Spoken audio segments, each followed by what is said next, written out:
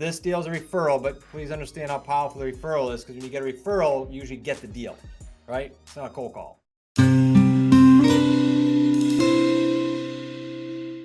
This woman was in our database and said, call my daughter. The daughter's not behind. She lives in Florida. She is moving to, I think it's Texas. Corolla will tell me if any of this is wrong, because she went to visit the house. I didn't. I did over the phone. The numbers are as follows. And then I'll tell you the communication, because it was interesting. And I copied Corolla, blind copied her on all the communications, so she could just take it as a learning lesson. I have the person sales in front of me. They bought it for, this is the only number I'm going to be a little off on. If someone's on Zillow, Corolla, or Nick knows. I want to say they bought it for 320s or something like that in 21. Bottom line is, here's what the numbers are today. They bought it for 342 November of 21. Okay. We're getting super strong comps at 380 without considering terms, just like if I want to sell it tomorrow. So when Corolla went, Corolla got a sense that we didn't know why, because they're not behind, but they just wanted to be done and move on. When I called them originally, they're going to go rent. So there's a hint about they don't need the money right now, right? I always love when they say, we're going to go rent. We don't know what we're doing in that market yet. Perfect. They owe, I'm going to use round numbers. These numbers are slightly off by a few hundred. They owe 320 on the house. The communication that I copied Corolla back and forth, and this, take some notes if I don't make sense, just ask me. But what I did with him is what I told you guys to do. I literally typed in the email. He said, there's comps at 370 or 371. I said, that's if you went on the market. If you did, you'd get, I forget what number I used, 96.5 or 97% of your ask, because Corolla told me there's a bunch of homes in the market. I use that to our advantage. And then you got to pay your realtor. So you're going to net somewhere, I think it was in the high 20s, low 30s. He pulled back on that, and I just said, well, that's how I'd operate it. You don't have to deal with showings, you don't have to do anything, because again, Corolla gave me a hint that they just want to move on. They don't want to do showings and all that crap. So I offered them the balance on your mortgage plus $31,000, no interest, no payments in 48 months. That's the offer I gave him. I just did it by email at first. Then it progressed to, okay, let me check around and see. Now they're younger, and this is a sub 2. So as soon as they said, I want to check around, I said, and these are all good, like really important script things for you, because you're going to get the same exact thing. I said, okay, if you check around, you're probably not going to run into people that do creative real estate. So why don't I give you an attorney in Florida who does creative real estate? You can meet with him. I'll use my attorney. You can use him. I did refer him to Charles Castellone. I've referred him so many people. He knows creative real estate inside and out, and he's very good. Charles met with them 2 or 3 days ago and emailed me privately and said, Chris, they should be fine. I explained to him that I put it in a trust while they own it. I changed the beneficiary to you guys, so it should not trigger any due on sale or anything. He does it very private like that. This attorney is very conservative. He explained that to them. They had one question. No, they had 3 questions for me on email this morning before they said yes. One was, can you close sooner? I said, no, but if you sign it, we're already a week later. We already killed a week, so now we have to push the date out a week. But if you sign it, we'll get going fast and try to get in there faster. But right now it's June 5th, and they'll make the June 1 payment. So we don't have to pay in this thing till July 1.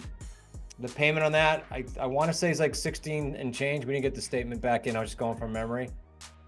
The other 2 questions were, what is clause 14.5 in the sub 2? So I looked it up. It's the bottom of all the disclosures of the sub 2s, and it talks about releasing us from liability. And I said, it releases us from liability, which is all the clause says. But I said, it's probably a moot point in my opinion. I didn't give her advice. Because Charles probably told you he's putting this in a trust and it's not going to show any transfer of deed anyway. So she said, okay, thanks for answering. I'm trying to think of the third question. I don't remember the third question. It was something to do with logistics. It was nothing. So that deal got sent by Doc. They said, send us a DocuSign. We'll get that signed. So Nick's going to put that on the market. I don't know what yet. I'm guessing 389.9. If you do the math. Oh, gosh, no, that's too low. Low? Okay, good. If an identical house is selling, this is good for everyone to hear. If an identical house is selling like a stone's throw from this property, like within 50 square feet, same bedrooms and baths, for 380 today, my initial reaction was 399.9. If not, because it's a sub 2, remember we have to take everything into account. Because this is a sub 2 and we don't have a clock ticking on the other end, might even go up to 4099. But it's nothing concrete yet. Those are all just ideas. Literally 5 minutes before this call, I was able to plug in, look at comps in the area and everything. So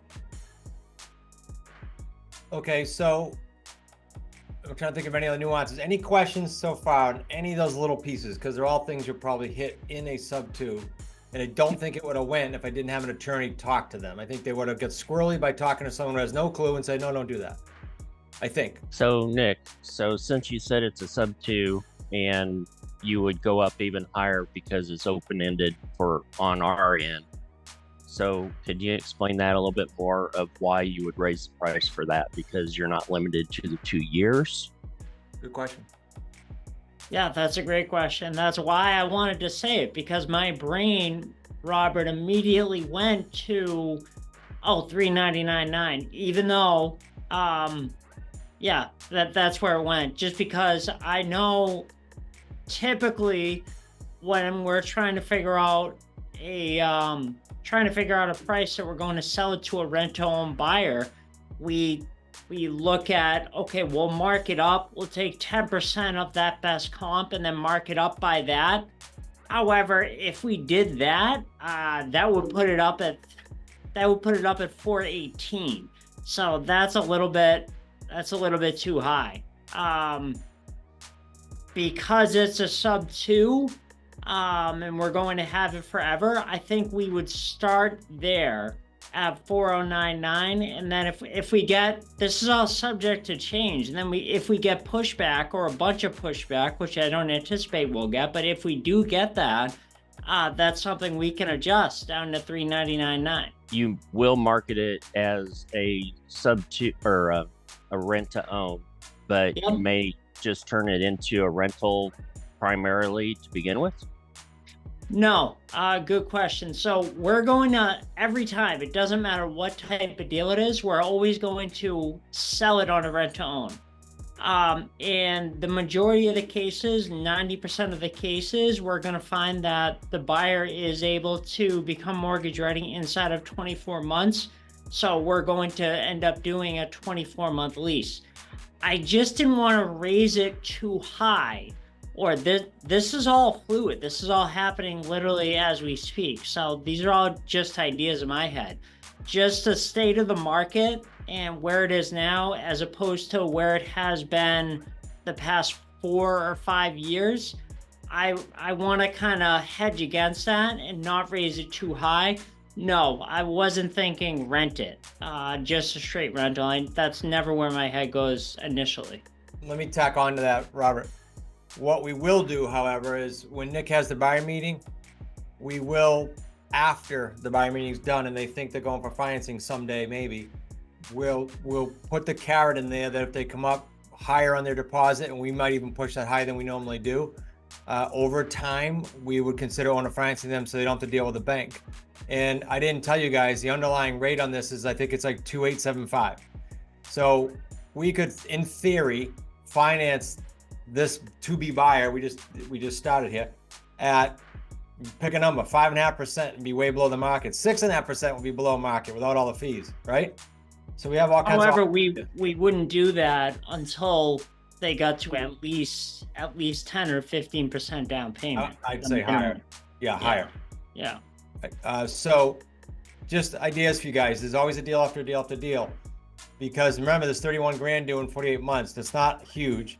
So that might come from another deal anyway, if we want to take her out. Might we call her in a year and say, hey, her name is Arden. Arden, you've got 3 years left for 31 grand. If we were to come across the money, we're calling all our sellers, how much would you be able to take in the next 3 months?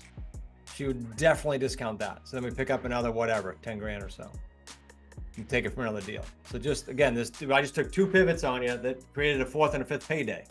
So this is a 6-figure deal all day long. It's just a matter of how strong in the 6 figures. And I know, let me say this one point, because I know why Robert was asking, because it's for their deal. That's why he was asking me about if we would have in our head that we would rent it out. There are always extenuating circumstances. So like, for instance, if we put a rent-to-own buyer in there first, and then we took it back over and put it back on the market, and we had a clock ticking, then it might be something that we'd be like, all right, well, we could rent for a year and then we'll sell it. However, that's never our first option. If you're stuck, which we've determined, and we've really gave it our best effort, Robert, I would say, for that particular property, renting it out is definitely a consideration to stop the bleeding. Always, any of this. Yep. Judy. Couple things. First, did you make it contingent on a buyer? I did not, and this is funny because she was asking me on email. That was the third question. First she asked about showings, then she said, I'm turning to the clause now. Then she said, does this mean we gotta wait or something like that? So I'm like, oh shit, I better look at what I wrote to her. So I did write to her that I would close it June 5th, and that's why I pushed it way out, knowing that she has to make the June 1 payment. I'm okay till July 1. I'm okay with this house selling before July 1, or I screwed up.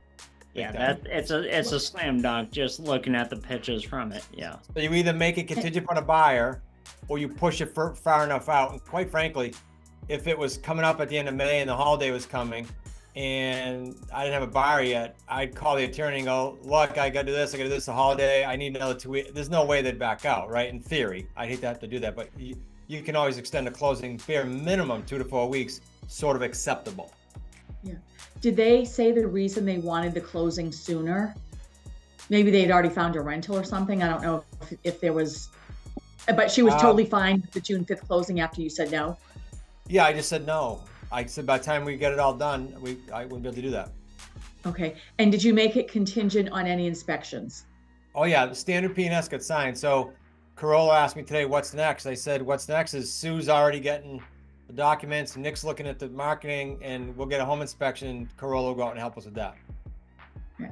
Do you always Even though do it's a home fairly new, inspection? Judy, it's like new. It's not old. Corolla, it's like a few years old, right? It's not old.